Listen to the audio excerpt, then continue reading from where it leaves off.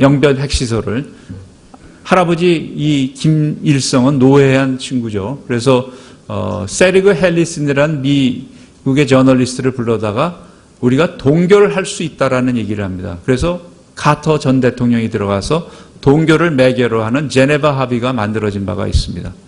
만약에 김정은이 일정 시점에 다다른다면 지금 흔들리고 있죠. ICBM 아까 보인 화성 15라는 것이 완성 바로 직전인데 코앞인데 이걸 지금 포기를 하고 미북 대화로 갈 것이냐 아니면 완성시켜 놓고 미북 대화로 갈 것이냐 속에서 흔들리고 있다라고 생각이 됩니다. 그래서 지금 이 치기와 말하자면 초조함 사이에서 흔들리고 있는 김정은이 과연 어느 시점에 이런 수순으로 나올 것인지, 만약에 한두 번 더 ICBM을 실험을 두세 차례 해야지만 완성할 수 있다면 하고 할 것인지, 아니면 미국의 저런 군사행동 가능성이 점점 높아지고 있기 때문에 쫄아서 결국 미국 대화로 나왔을 것인지, 그 두 가지의 갈림길 속에 있다라고 생각이 됩니다.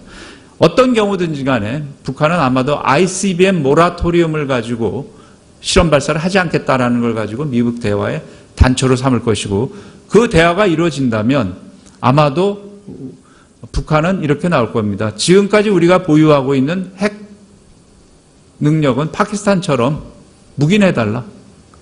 그리고 미국과의 우리의 적대 관계를 종식하자. 평화협정 맺자. 그리고 경제 지원 달라. 이런 식으로 협정을 미국과의 대화를 해나갈 가능성이 많습니다. 그럴 때 과연 미국은 어떻게 나올 거냐? 저는 트럼프는 아마도 ICBM만 관리할 수 있다면 단계적 비핵화라는 명분을 내세워서 한국과 일본을 설득하려 할 가능성이 많다. 그러나 한국은, 우리 정부는 이미 벌써 이 동결이면 좋다. 동결이 어떤 동결일까요? 바로 ICBM 발사하는 거를 중단하는 게 동결일 겁니다, 아마. 동결 정도로 우리는 쌍수를 들고 환영할 겁니다. 그래서 핵은 어차피 미국과 북한 사이의 문제고, 우리는 남북관계를 진전시키면 된다. 남북관계가 잘 되면 후일 핵 문제도 해결될지 않을까, 출구가 보이지 않을까. 이것이 아마 지금 우리 이 정부의 생각이 아닐까라는 생각을 갖습니다. 그러나 아까도 봤다시피 그러한 문제의 해결이 과연 우리한테 어떤 의미를 가질까요? 핵 가진 조폭과 과연 우리는 공존할 수 있을까요? 북한은 평창올림픽을 통해서 핵 있는 친절한 동족이라는 모습을 보이려고 우리 국민들에게 굉장히 많은 올스타를 보내서 공연을 했습니다. 그 두 갈림길 속에서 우리의 선택의 기로에 지금 서 있는 것이 아닌가라는 생각을 갖습니다. 감사합니다. 네. 그러면 우리 윤덕민 교수님의 이런 그 분석과 평가 그리고 전망에 대해서 이와 관련해서도 그렇고요. 또 결국은 문제는 북한의 핵 아닙니까? 이 핵 문제를 어떻게 해결해야 되느냐라는 것이 결국은 이제 오늘 토론의 주제이기도 하고, 우리 대한민국 정부가 안고 있는 정말 숙제입니다. 이 점에 대해서 우리 먼저 박희락 원장님께서 토론을 좀 해주셨으면 좋겠습니다. 예, 박희락 교수입니다.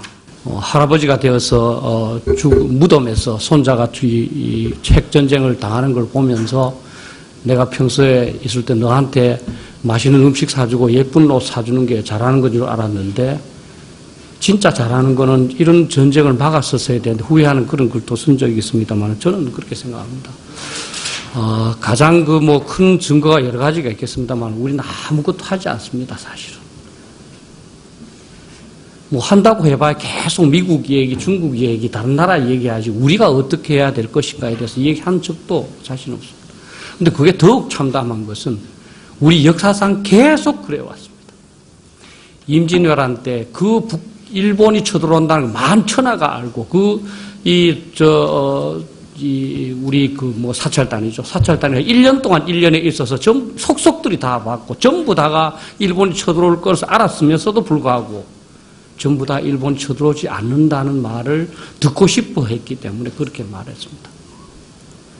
우리가 가장 존경하는 사람 중에 한 사람인 정약용 선생은 일본론이라는 글을 썼습니다. 이분이 1836년에 돌아가셨기 때문에 아마 그 1830년대쯤에 썼습니다. 일본은 절대로 한국을 병탐하러 다시 오지 않는다. 5가지, 첫째, 둘째, 셋째, 넷째, 5가지 이유를 들면서 절대로 오지 않는다. 뭐 이유가 일본은 뭐 문명화됐다, 외관에서 교육으로 충분하다, 임진왜란때 재미 못 봤다, 뭐 여러 가지 분명하게 들고 있습니다. 근데 그때 이미 일본에서는 정한론이 삭뜨고 있었고, 운양호가 1875년에 우리나라에 와서 이 병자 수호조약을 맺습니다.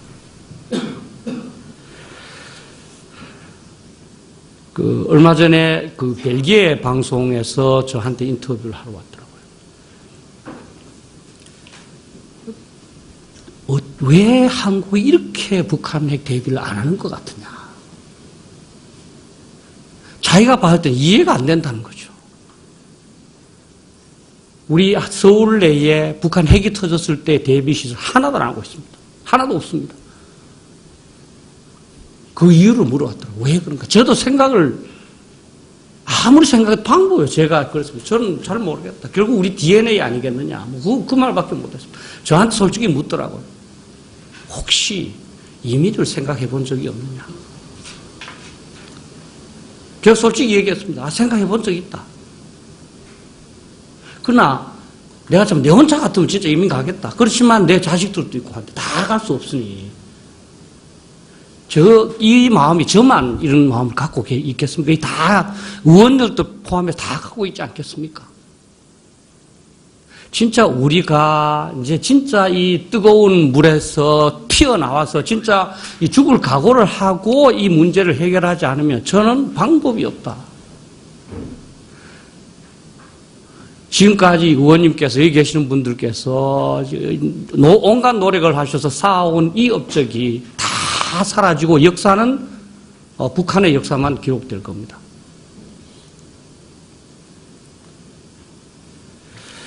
참담한 마음에서 제가 오늘 먼저 말씀드렸습니다.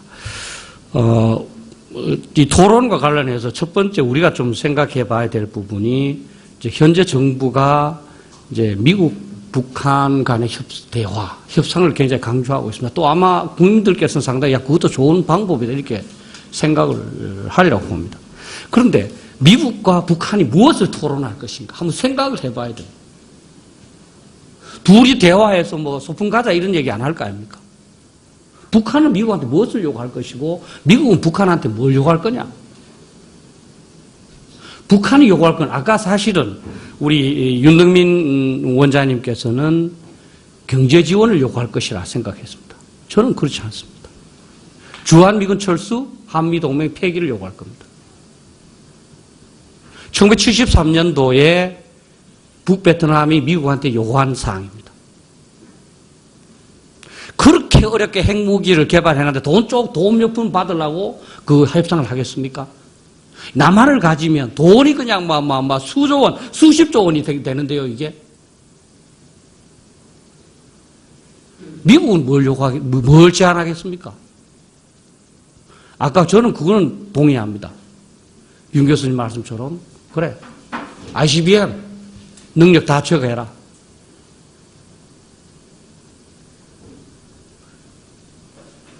그럼 결국은 윤 교수님 말씀하신처럼 북한은 한국을 공격할 수 있는 핵능력 그대로 갖고 있고 주한미군은 나가는 거죠. 그럼 한미동맹은 형식화되는 겁니다.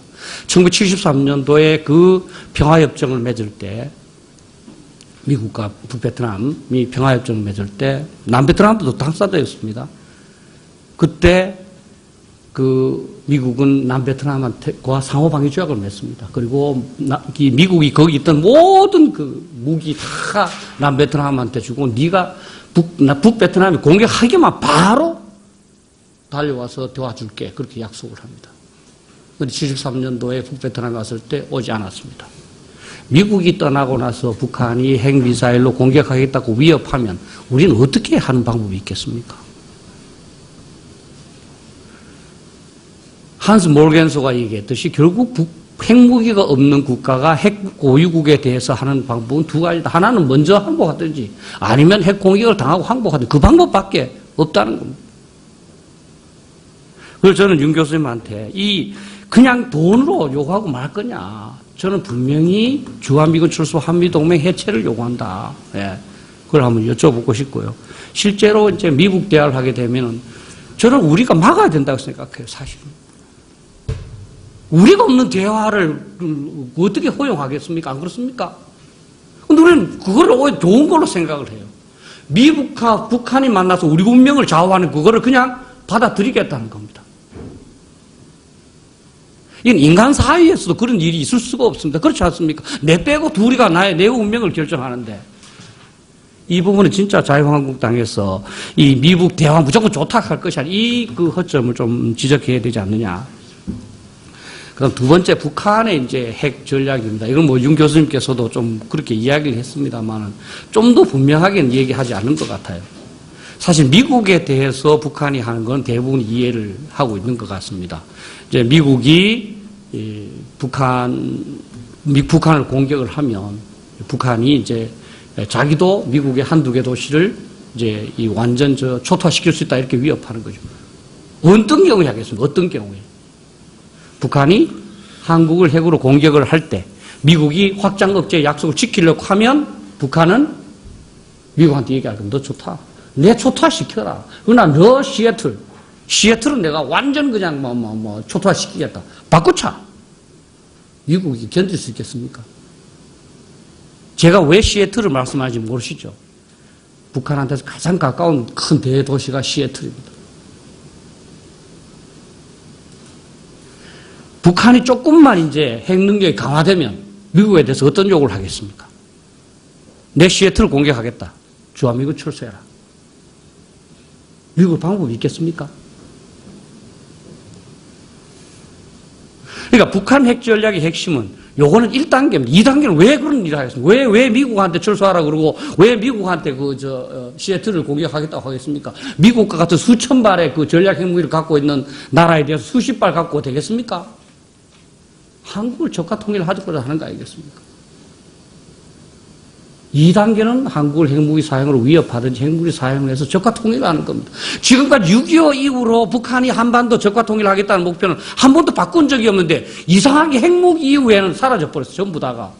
그냥 체제 유지를 위해서 그 다음에 어떤 경제적 지원이나 이런 걸 위해서 한다고 했습니다. 북한이 그렇게 말한 적 없습니다. 북한이 자기를 지키겠다. 그 우리에 어떻게 포함되겠습니까? 북한의 입장에서 우리는 남한이 포함된 겁니다.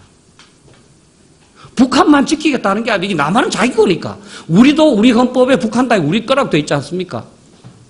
북한 입장에서 이 남한은 자기 거잖아요. 그 북한만 지키기 위해서 핵무기를 개발한 게 아니고 이 남한 땅 이것까지도 자기 거니까 지키겠다는 겁니다. 그러니까 미국이 가고 나서 이건 내 거 되는 거죠, 당연히. 그래서 이 북한 핵 전략에 대해서 진짜 좀 이제 확실하게 알 필요가 있다.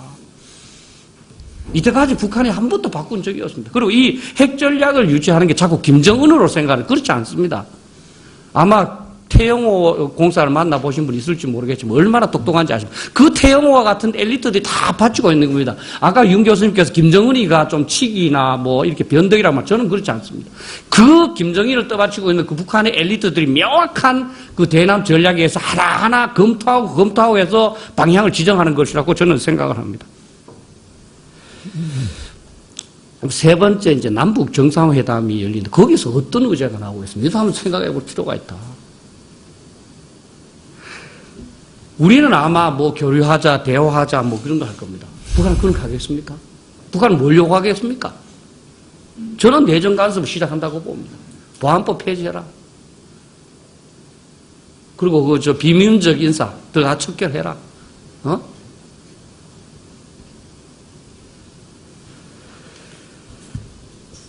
그래서 지금 이제 우리 보수층에서 이런 문제점을 정확하게 지적하지 않을 경우에 진짜로 현 정부는 아무런 보관 없이 그냥 끌려가다가 진짜 어이없는 결과를 맞게 될 수 있다 이렇게 생각을 합니다.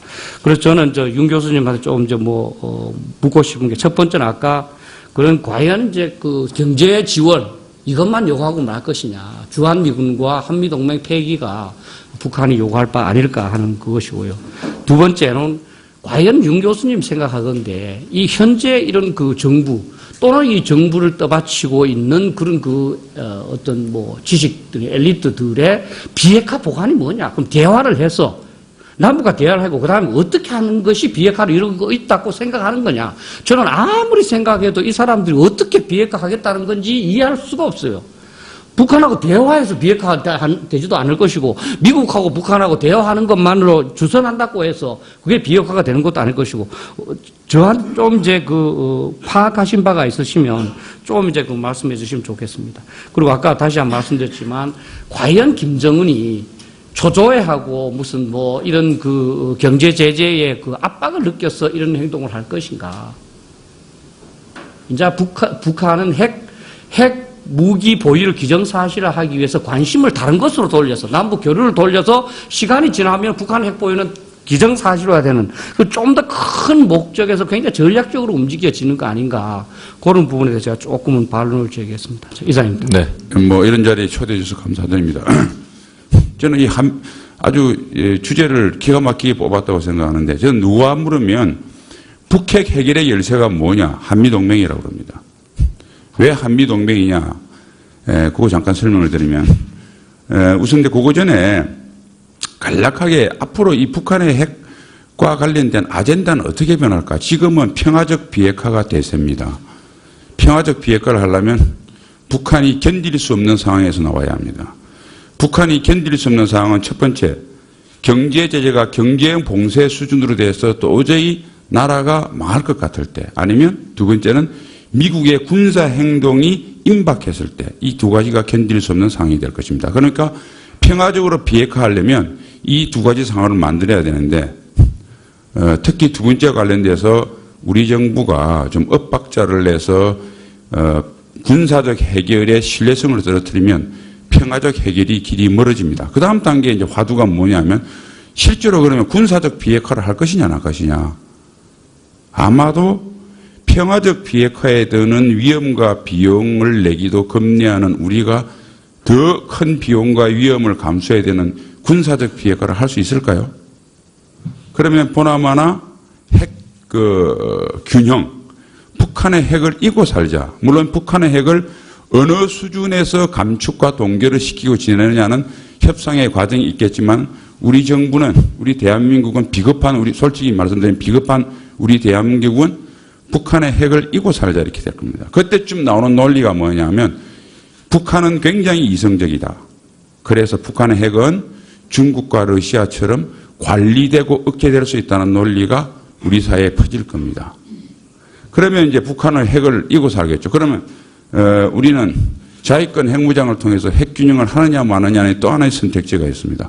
저는 못한다고 봅니다. 왜? 자위권 핵무장을 하려면 국제제재 받아야 됩니다. 우리는 북한하고 틀려서 전세 GDP가 통상에 차지하는 비중이 세계에서 1위입니다.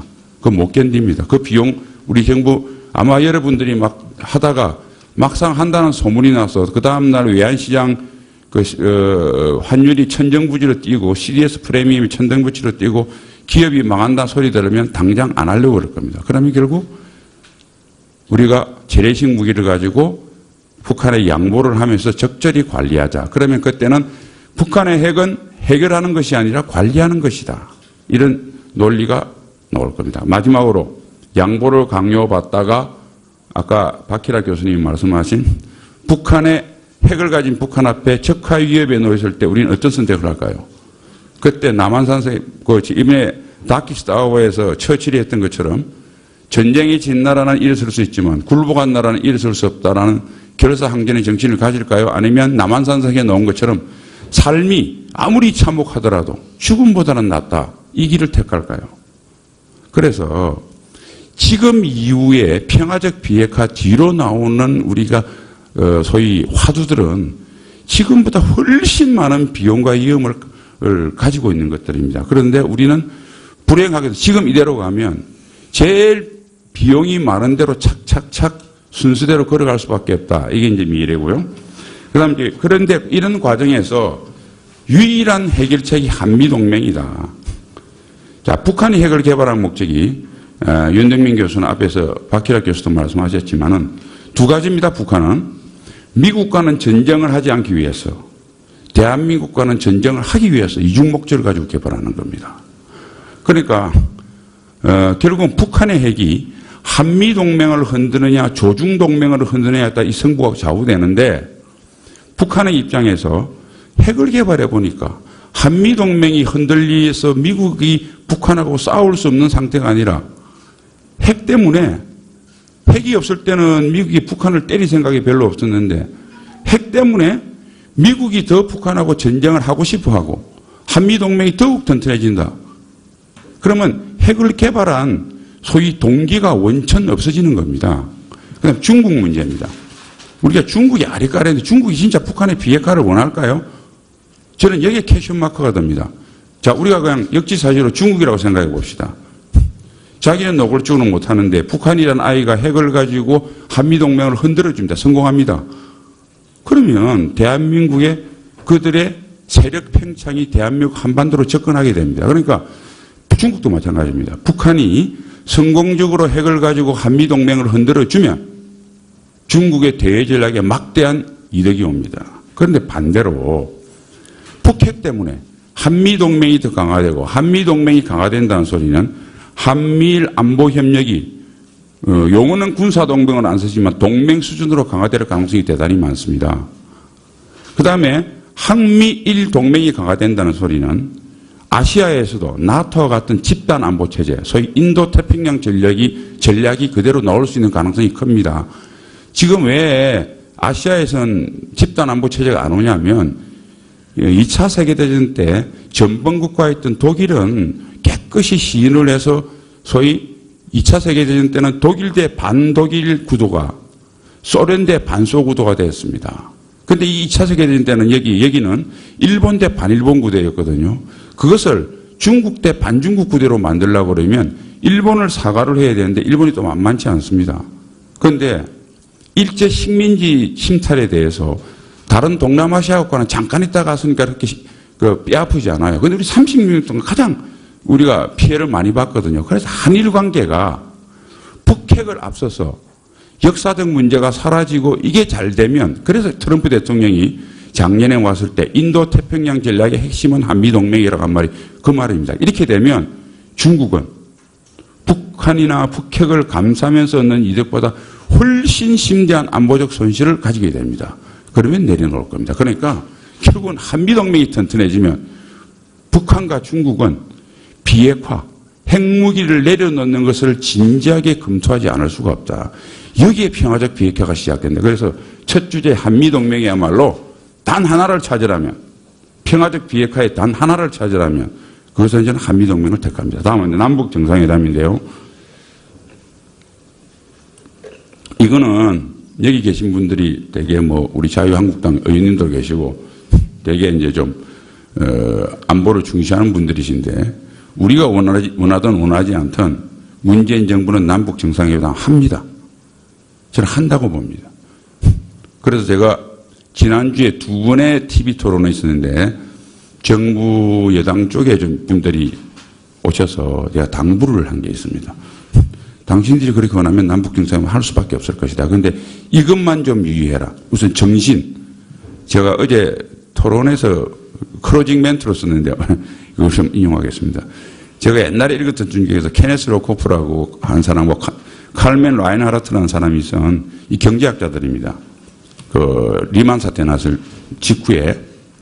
그래서 그때 FRB 의장했던 버냉케이가 최고의 책이라고 찬사한 책인데 이번엔 다르다는 책입니다. 그 책의 내용은 간단합니다. 800년 동안 66개의 경제위기, 그 경제위기 수준은 뭐냐면 일어났던 나라가 모라토리움 되는, 나라가 폭삭 경제적으로 일순간 망한 그 66개 위기를 보니까 다 똑같더라. 위기가 진행되는 패턴이 똑같더라. 그런데 사람들이 바보가 아니고 직전에 일어난 다른 나라 예를 보고 그렇게 안 하면 다 그 위기를 벗어날 수 있는데 처음엔 그렇게 가다가 버블이 끼기 시작하면 속된 말로 헷가닥 하는 겁니다. 그래서 이번에는 다르다. 이번에는 다를 것이다. 바로 그 생각 때문에 실패했다. 그래서 남북 정상회담을 하더라도 북한은 변하지 않습니다. 왜? 김씨 왕조가 계속 지배하고 있기 때문에. 그러니까 이번에도 똑같다는 생각으로 하면 이번에는 다른 결과, 정말 역대 어느 대통령도 못했던 남북 정상회담을 통해서 비핵화와 평화를 정착하는 길을 얻을 것이다. 제가 이렇게 정신을 말했고요. 두 번째는 1, 2차 남북 정상회담하고 틀려가지고 3차는 반드시 핵 문제가 주 아젠다가 돼야 된다. 이걸 놓치게 해버리면 안 된다. 세 번째는 뭐냐면 우리가 통상 꼬리가 몸통을 흔든다고 그러는데 대승적 차원에서 남북 정상회담의 의정과 형식을 소홀히 하게 되면 남북 정상회담을 통해서 얻으려고 하는 비핵화와 평화체제 구축의 진전에 오히려 방해가 된다. 이 말을 드렸습니다. 왜냐하면 1, 2차 남북 정상회담은요. 그 이게 뭐 통일부 관계자나 국정원 관계자나 그 회담에 관여했던 분들은 알 겁니다. 국민들은 안 알려서 그렇지. 완전한 우리가 무릎을 꿇는 회담이었습니다. 왜? 북한의 고려민주연방제 정치체제는 뭐냐면요. 제일 한 사람의 한민족을 총괄하는 지도자가 있습니다. 이 사람이 외교 안보를 다루는 겁니다. 그 밑에 남측 자치 지도자가 있습니다. 북측 자치 지도자가 있습니다. 북한은 고려민주연방제 개념에 입각해서 남북 정상회담을 했다. 자, 그 증거가 용어입니다. 북한은 정상회담의 용어를 쓴 적이 없습니다. 순회상봉이라고 합니다. 그러니까 대한민국 대통령은 민족 최고 지도자인 김정일과 김정은한테 앞으로는 김정은이라고 할 테니까 김정은보다 밑에 있는 겁니다. 한국 대통령의 카운터파트너는 김영남입니다. 이걸 아셔야 됩니다. 그래서 용어를 어떻게 써있냐면 1차 때 우리가 욕을 했죠. 당연히 통일. 북한이 절대 못 쓰겠다. 그래서 우리가 양보를 했습니다. 그래서 1차 정상회담은 공식이 남북 순회상봉과 회담입니다. 그래서 김대중 대통령께서 회담 마지막 날 계속 남측으로 답방을 해와라. 여러분 기억하실 겁니다. 5번 요구하니까 김정일이가 대답을 안 하다가 마지막에 하도 요구하니까 나이 드신 분이 요구하니까 아이고 김씨 정말 김씨는 정말 고집이 센 것 같습니다. 그러니까 이제 김대중 대통령이 아니 당신도 김씨 아니냐 뭐 이런 식으로 해서 웃고 그래서 김정일이가 그 자리에서 내년 봄쯤 제가 서울로 답방하겠습니다. 이렇게 했는데 돌아와서 우리가 7번, 8번 요구했는데 김정일이가 절대 안 했습니다. 안 한 이유가 뭘까요? 경호상 문제 아닙니다. 최고 지도자가 카운터 파트너이 아닌데 1대1 답방식으로 가는 것은 이게 격이 안 맞다고 생각하는 겁니다.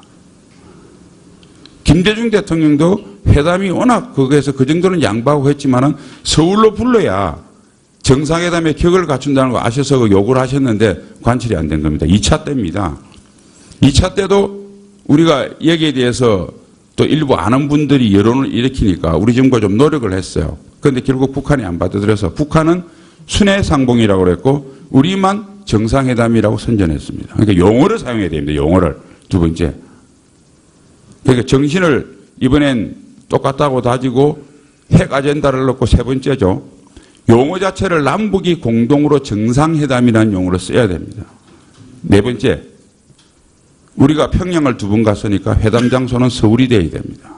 어느 정상회담이 미국 대통령도 한 번 오면 한 번 가는 게 오고 가는 정이 이게 다 정상 나라가 크고 작고 간에 기본 예인데 이게 안 되는 것은 우리는 정상회담을 아니고 김정은을 문재인 대통령이 아련하러 가는 형식을 띠게 되는 겁니다. 이렇게 정상회담을 하면 비록 대성적 견지에서 내용이 중요하지 형식과 의전이 중요한 논리는 안 먹힙니다. 지금은 내용을 얻기가 대단히 어려울 때는 의전과 형식을 소홀히 하면 우리가 얻고자 하는 내용의 결정적 방해가 된다는 본질적인 사실에 대해서 우리 정부가 깨달아야 한다. 그래서 우리가 계속 요구해야 된다는 걸 말씀드리고요.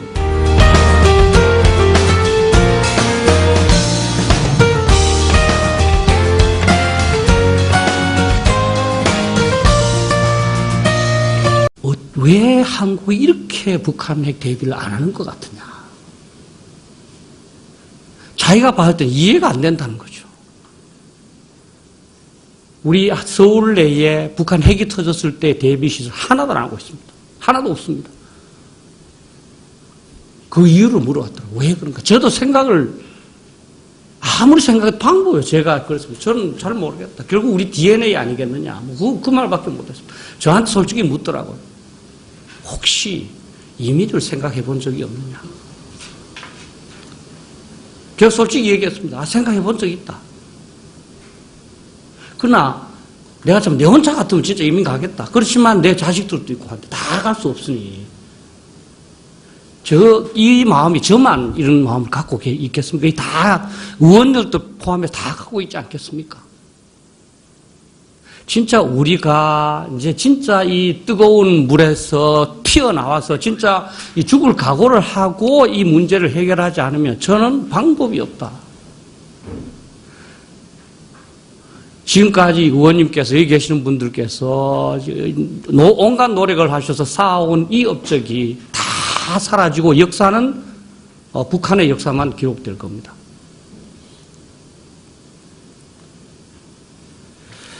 참담한 마음에서 제가 오늘 먼저 말씀드렸습니다. 이 토론과 관련해서 첫 번째 우리가 좀 생각해 봐야 될 부분이 이제 현재 정부가 이제 미국 북한 간의 대화, 협상을 굉장히 강조하고 있습니다. 또 아마 국민들께서는 상당히 그것도 좋은 방법이다 이렇게 생각을 하리라고 봅니다. 그런데 미국과 북한이 무엇을 토론할 것인가? 영변 핵시설을 할아버지 이 김일성은 노회한 친구죠. 그래서 세리그 헬리슨이라는 미국의 저널리스트를 불러다가 우리가 동결을 할 수 있다라는 얘기를 합니다. 그래서 카터 전 대통령이 들어가서 동결을 매개로 하는 제네바 합의가 만들어진 바가 있습니다. 만약에 김정은이 일정 시점에 다다른다면 지금 흔들리고 있죠.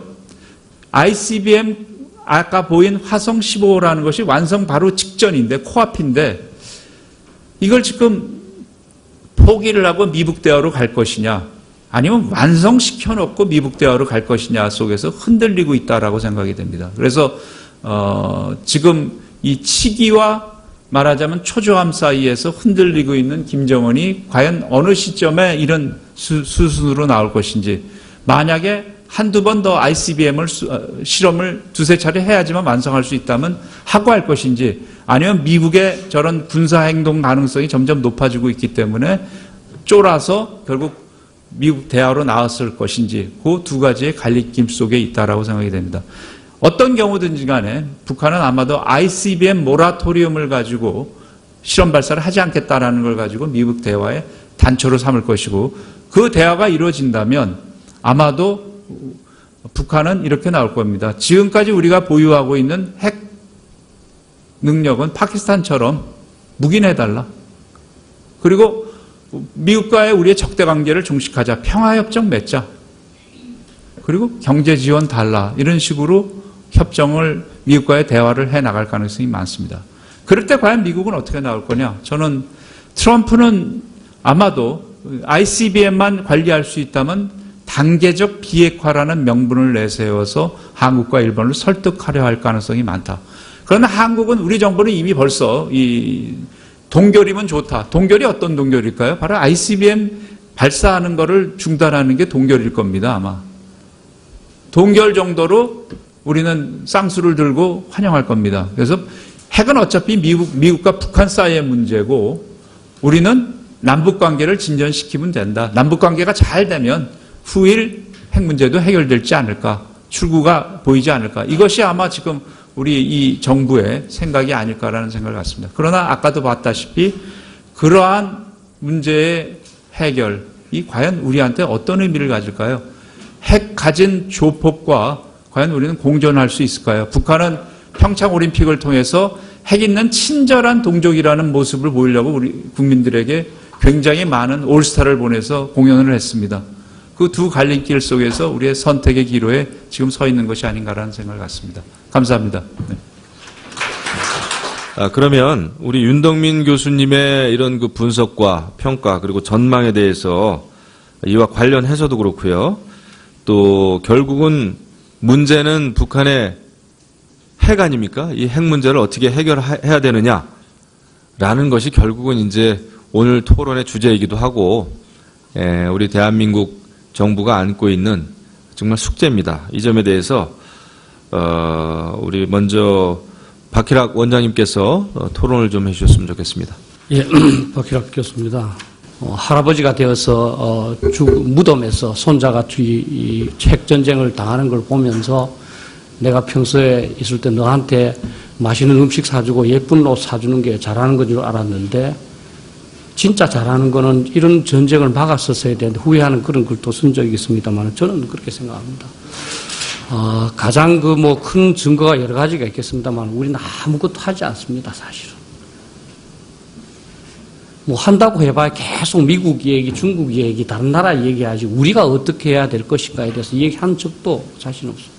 근데 그게 더욱 참담한 것은 우리 역사상 계속 그래왔습니다. 임진왜란 때 일본이 쳐들어온다는 걸 만천하가 알고 우리 사찰단이죠. 사찰단이 1년 동안 1년에 있어서 속속들이 다 봤고 전부 다가 일본이 쳐들어올 것을 알았으면서도 불구하고 전부 다 일본이 쳐들어오지 않는다는 말을 듣고 싶어 했기 때문에 그렇게 말했습니다. 우리가 가장 존경하는 사람 중에 한 사람인 정약용 선생은 일본론이라는 글을 썼습니다. 이분이 1836년에 돌아가셨기 때문에 아마 1830년대쯤에 썼습니다. 일본은 절대로 한국을 병탐하러 다시 오지 않는다. 5가지, 첫째, 둘째, 셋째, 넷째, 5가지 이유를 들면서 절대로 오지 않는다. 이유가 일본은 문명화됐다, 외관에서 교육으로 충분하다, 임진왜란 때 재미 못 봤다, 여러 가지 분명하게 들고 있습니다. 근데 그때 이미 일본에서는 정한론이 삭트고 있었고, 운양호가 1875년에 우리나라에 와서 이 병자수호조약을 맺습니다.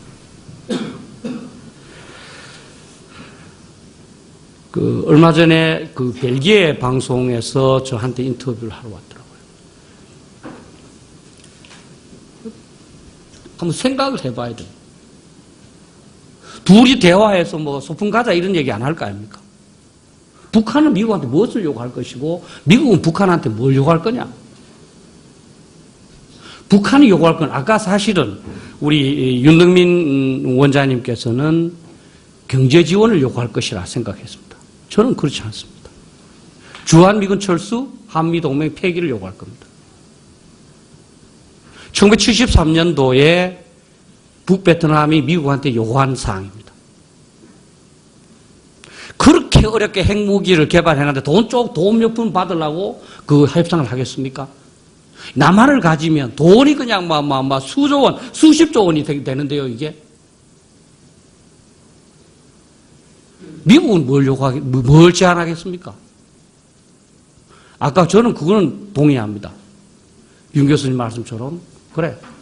ICBM 능력 다 최고해라.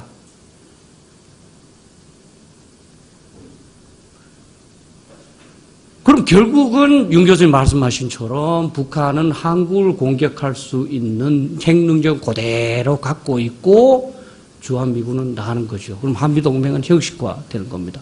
1973년도에 그 평화협정을 맺을 때 미국과 북베트남이 평화협정을 맺을 때 남베트남도 당사자였습니다. 그때 미국은 남베트남과 상호방위조약을 맺습니다. 그리고 미국이 거기 있던 모든 무기 다 남베트남한테 주고 네가 북베트남이 공격하기만 바로 달려와서 도와줄게. 그렇게 약속을 합니다. 그런데 73년도에 북베트남에 왔을 때 오지 않았습니다.